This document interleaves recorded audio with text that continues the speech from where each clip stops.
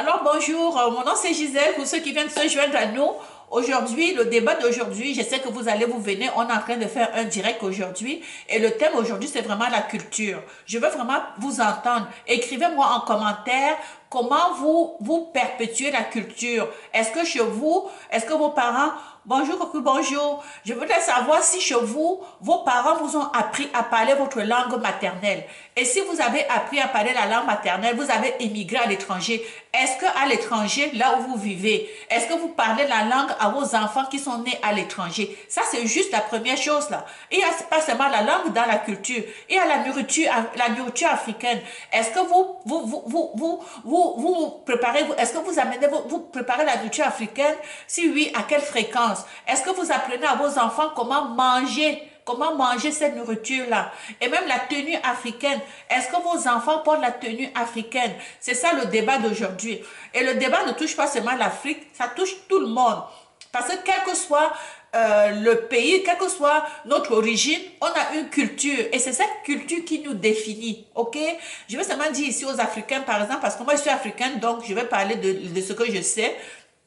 Comme Africains, on a toujours tendance à... C'est comme si on a honte de parler notre langue maternelle, alors on veut toujours faire comme les autres, mais sauf qu'en le faisant, on brime,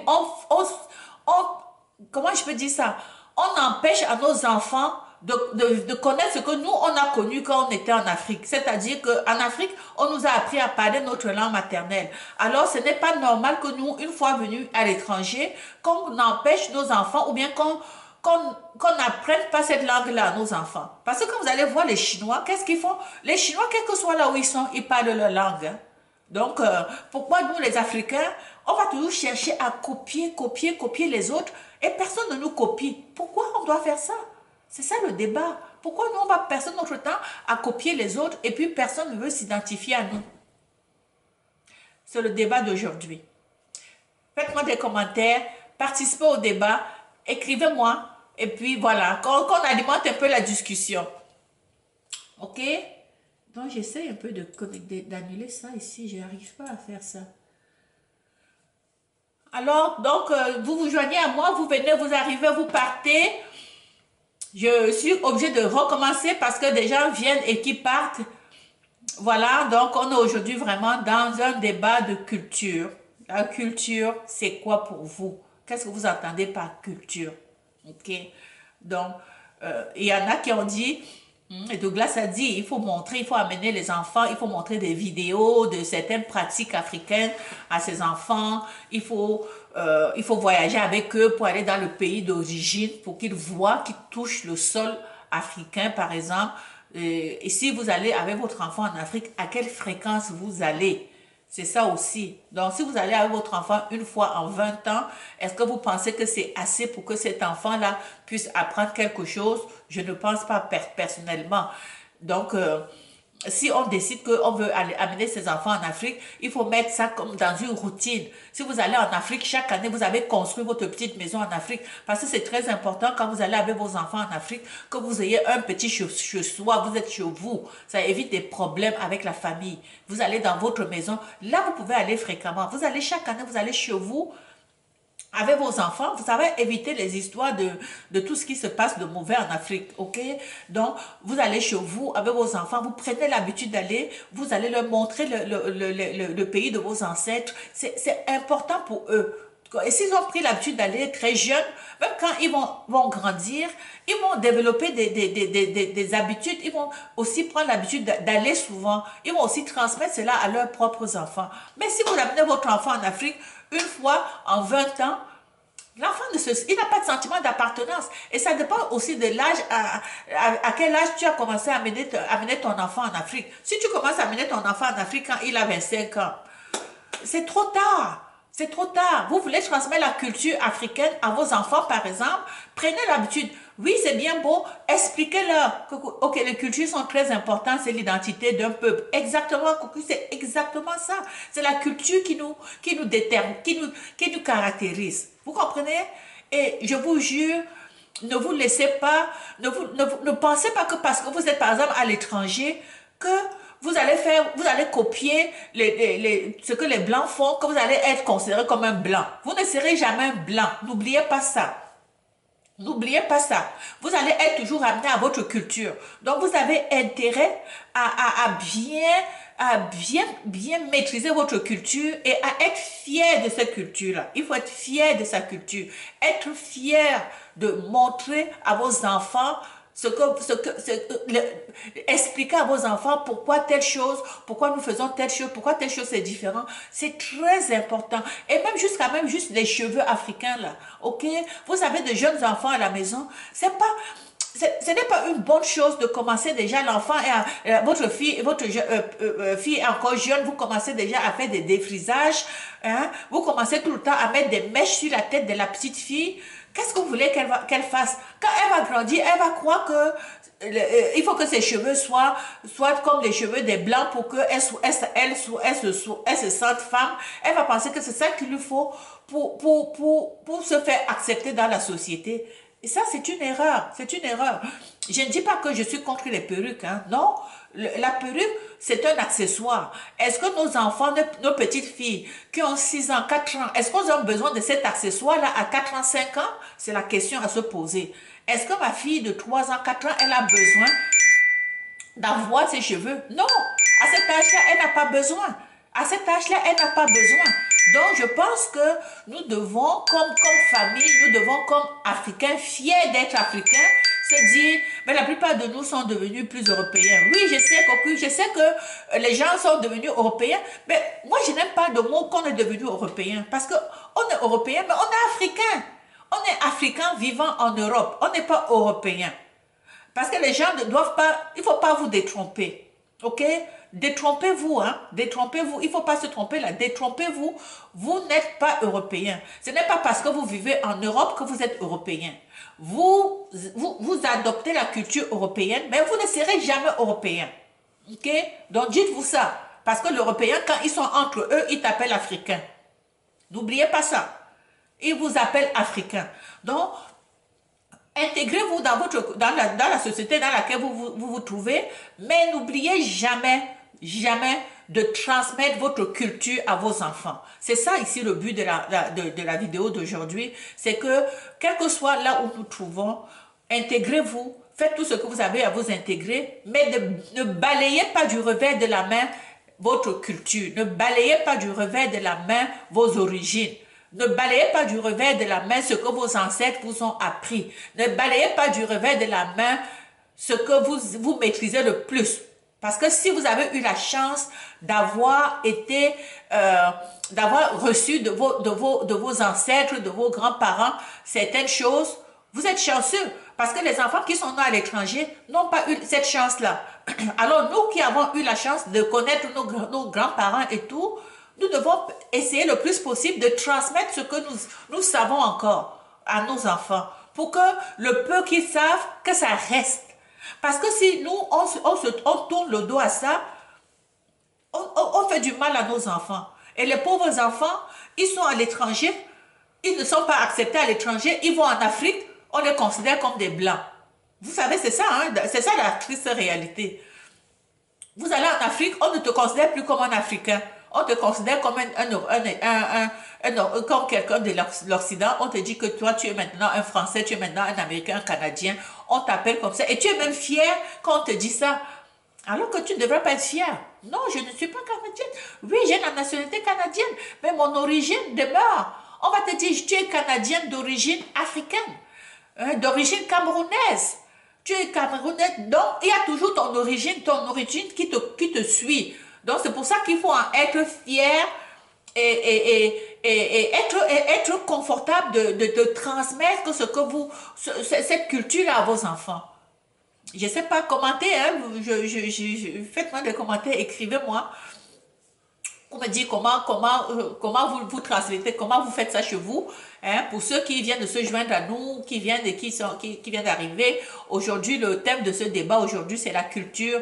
Comment est-ce qu'on transmet sa culture à ses enfants? Est-ce que vous avez eu la chance d'avoir reçu de vos parents certaines traditions, que vous avez aussi essayez de transmettre à vos enfants? Est-ce que vous parlez votre langue maternelle avec vos enfants? Est-ce que vos enfants savent parler votre langue maternelle? Ok? Est-ce que chez vous, vous préparez la nourriture africaine? Je connais un Africain ici au Canada qui interdisait à sa femme de préparer la nourriture africaine. Il disait à sa femme, quand sa femme voulait manger africain, il fallait qu'elle vienne chez nous manger. Ok?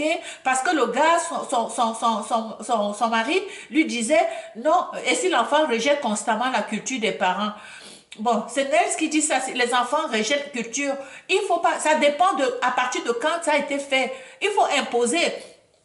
Même si les enfants rejettent la culture des parents, il faut pas laisser. Il faut toujours juste continuer. Je ne dis pas que c'est tout qui est facile à transmettre. Si tu choisis un aspect, juste un aspect que tu veux transmettre à tes enfants, disons par exemple au niveau de la nourriture. Si on prend par exemple la nourriture africaine, est-ce que toi, à la maison, tu prépares des mets africains? Si on prend juste ça. Est-ce que, parce que s'il y a des choses que si tu n'as pas reçu de tes parents, si toi tu ne sais pas parler ta langue maternelle, tu vas pas aller parler la langue maternelle à tes enfants parce que tes parents ne t'ont pas appris à parler ta langue maternelle. Mais ce que tu sais faire, est-ce que tu le montres à tes enfants? Donc, parce que Nels demande, et si l'enfant rejette la culture africaine?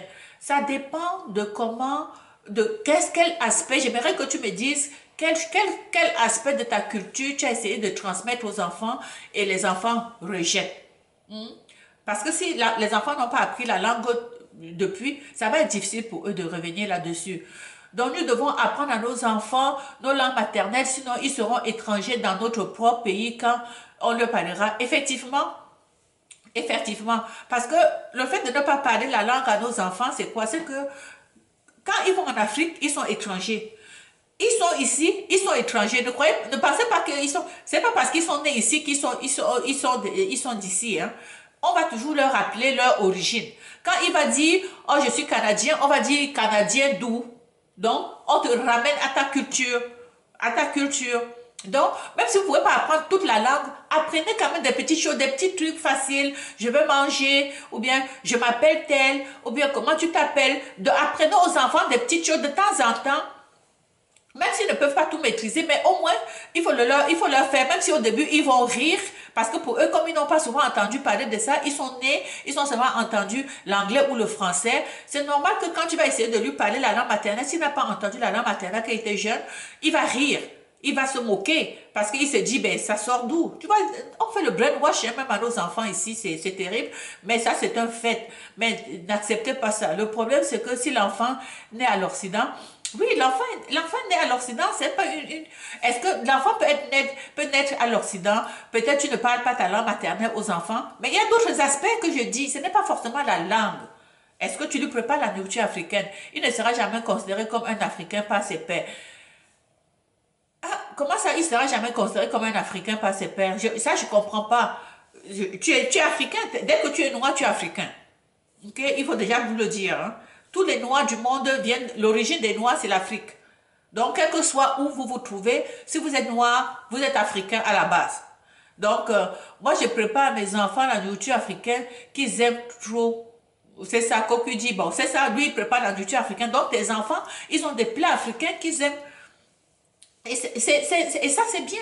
Ça, c'est bien. Ça, c'est quelque chose que j'encourage de faire. Et puis, vous les achetez aussi leur tenue africaine. Pendant l'été, n'ayez pas honte de porter cette tenue, d'encourager vos enfants à porter. Parce que je me rappelle, il y a des enfants, souvent, ben, je me rappelle quand mon enfant, il avait porté sa tenue africaine. Un jour, il est parti à l'école.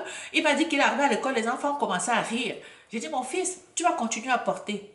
Tu vas continuer à porter ta tenue et ils vont s'habituer à ça. Et c'est ce qu'il a fait. Et moi, j'ai exigé qu'il porte. S'il retourne en Afrique, les autres ne vont pas le considérer comme un Africain car il est différent, car son accent, ses comportements. Oui, ça c'est vrai. Ça, je n'ai pas dit le contraire. Hein. Et c'est ça qui est triste pour nous, pour nos enfants, parce que nos enfants, ils sont nés ici. Quand ils vont en Afrique, on ne les considère pas comme les Africains. Effectivement, ils n'ont pas beaucoup d'appartenance, de sentiment d'appartenance par rapport aux locaux. Mais ce n'est pas une raison de les tenir à l'écart. Moi, je pense que les parents font une erreur de penser que parce que l'enfant est ici, qu'on va tenir l'enfant à l'écart. De toute façon, ça ne sert à rien qu'il aille en Afrique. Il ne va pas aller vivre en Afrique. Ça ne sert à rien. Donc, il y a des enfants qui sont ici, qui ne sont jamais allés en Afrique. Vous faites du tort à ces enfants-là. Je vous jure, vous faites du tort à ces enfants. Parce que l'enfant ne peut pas exprimer, il ne peut pas, quand ici il est quelque part, parce qu'on va toujours lui demander, tes parents sont de quel pays? On va lui demander ça. Et il va dire, il vient de, je sais pas moi, il vient du Togo, mais il n'a jamais été au Togo. Vous comprenez? C'est pas bon. C'est pas bon. Si vous pouvez, je vous jure, si vous avez les moyens, je vous jure, amenez vos enfants de temps en temps dans votre pays d'origine. Ça, c'est un héritage que vous transmettez à vos enfants. C'est un héritage que vous transmettez à vos enfants. D'amener vos enfants dans votre pays d'origine de temps en temps. Je ne dis pas, n'envoyez pas vos enfants. Ne dites pas, je vais t'envoyer, vous dites à votre tante, parce que le billet d'avion coûte cher, vous dites, vous appelez votre belle-sœur, vous appelez votre tante en Afrique, vous dites, je vais envoyer l'enfant pour passer les vacances. Ne faites jamais ça. Parce que vous pouvez perdre votre enfant. N'oubliez pas qu'il y a les jaloux en Afrique. N'oubliez pas ça. Il y a des jaloux, hein? Il y a des jaloux qui peuvent enlever la vie à votre enfant par jalousie. Donc, vous ne pouvez pas envoyer votre enfant partir. Ok, c'est ma cocu togolais, c'est ça. Ok. Donc, vous ne pouvez pas être ici, vous envoyez votre enfant juste en Afrique comme on envoie un paquet. Jamais. Jamais. Vous allez perdre votre enfant. Jamais. Si toi, tu ne peux pas aller avec ton enfant en Afrique, tu ne laisses pas partir ton enfant si ce n'est pas toi qui va être là. Parce que toi, tu connais les besoins de ton enfant, tu sais comment tu peux l'encadrer et tu sais comment tu peux... Vous comprenez? Parce que quand ton enfant, tu vas envoyer ton enfant parce que ton enfant, tu veux que ton enfant aille en Afrique. Ton enfant arrive là-bas, on le fait manger des choses. Tu perds ton enfant, tu vas dire quoi? Hein?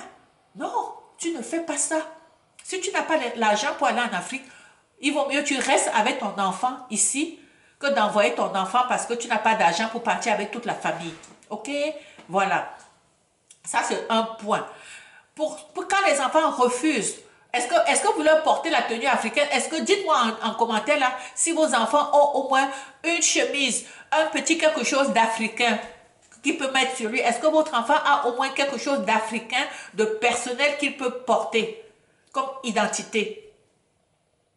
Si vous ne l'avez pas, il faut le lui offrir. Il faut l'habituer. Il faut qu'il soit fier de porter sa tenue africaine. Qu'il soit fier c'est l'identité culturelle. Ça, c'est notre identité. On ne devrait pas avoir... Au contraire, il faut être fier.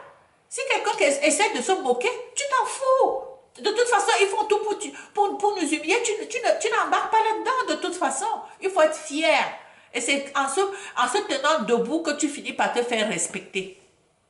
Par te faire respecter. Je vous ai dit, mon fils était allé à l'école, il devait avoir 8 ans. Il est parti, je lui avais mis sa tenue africaine. Il m'a dit qu'on se moquait de lui. On devait lui dire quand tu portais ça et tout ça. J'ai dit, tu sais quoi mon fils, pendant tout l'été, tu vas juste porter la tenue africaine. Et chaque fois, je lui mettais de nouvelles tenues, de nouvelles tenues, de nouvelles tenues. Vous comprenez?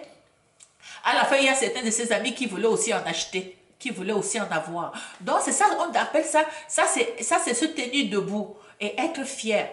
J'ai dit, madame, tu portes ça. Et vous savez quoi? Même ici, quand mes enfants étaient jeunes, quand ils allaient à l'école, vous savez, ici au Canada, quand les enfants vont à l'école, on prépare leur boîte à lunch pour aller à l'école. Vous savez quoi? Quand je prépare si j'ai préparé une nourriture africaine, là, s'il y a le reste là, c'est ça que je mets dans sa boîte à lunch pour aller à l'école. C'est ça que je lui mets à manger. C'est avec ça qu'il va aller à l'école. Je mets ça parce que je pense que j'ai un problème de connexion.